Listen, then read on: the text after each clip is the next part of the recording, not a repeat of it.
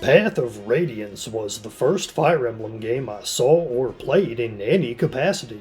Aside from the names of a few characters from Smash, I knew nothing about the series except that it's a tactical RPG with permadeath and lots of character interaction, and that it's typically considered difficult. But before I go on, hit that like button. It really helps the channel reach more RPG fans, and subscribe if you like talking RPGs. It's free and helps me out too.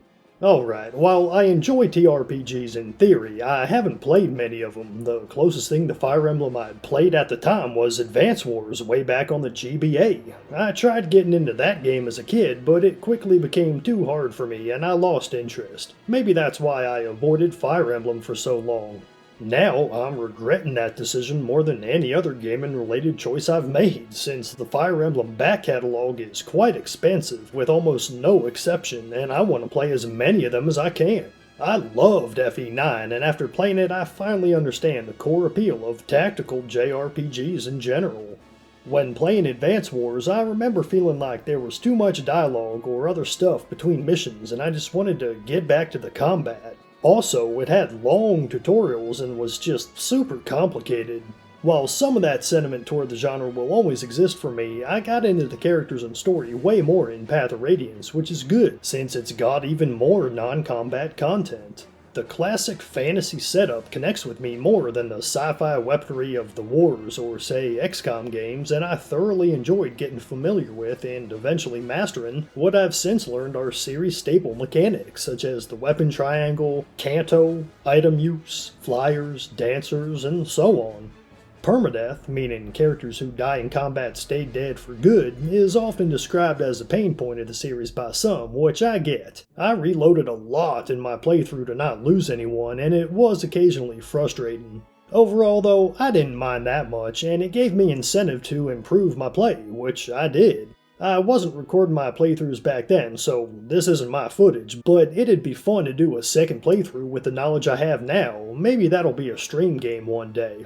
At any rate, I was actually okay with losing a few minor characters I didn't plan to level up in the first place, and allowed room for that. This balance felt great to me, although I played on normal mode and can't speak to the higher difficulties. What can I say, it's my first FE game.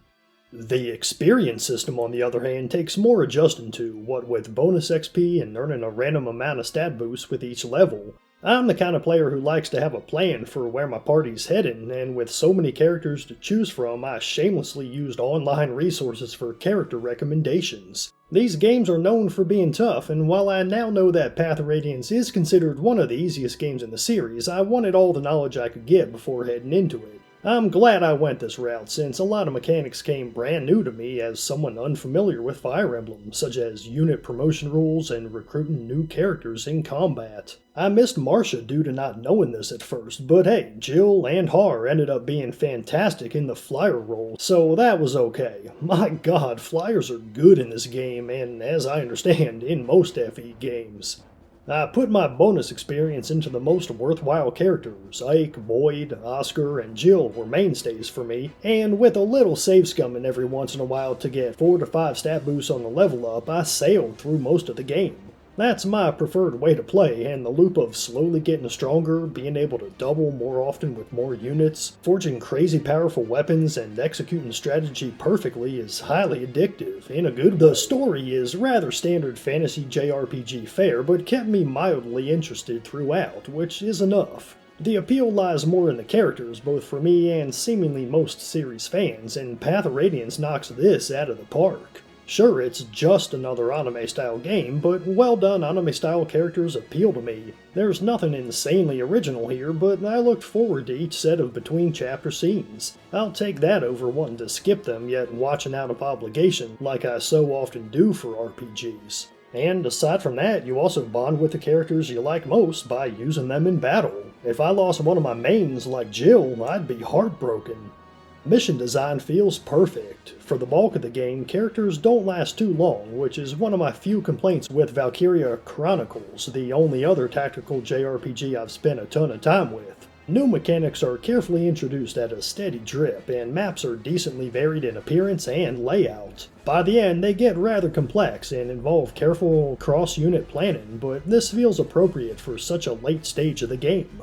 The difficulty curve is perfect, and while I didn't come close to beating the Black Knight, it would be a lot of fun to go back and try a playthrough specifically building toward that goal. This kind of decision making that leads to replay appeal is one of the game's best aspects and kept me wanting more, even though I typically don't replay a lot of games. At the time I played Path of Radiance, that was the most into a video game I'd been in a while, and that was soon after playing several classics. It helps that it's a deceptively lengthy game. On my first playthrough, its 30 chapters took me 44 hours, including resets. It reminds me of my experience with Valkyria Chronicles, in fact, a game with which I became similarly obsessed. Something about this genre just clicks for me in a resolute way. I very much count myself as a Fire Emblem fan now and can't wait to tear through the rest of the games. Since writing most of this video back in 2020, I've gone on to play a few more of them, including Path of Radiance's sequel, Radiant Dawn, for Wii.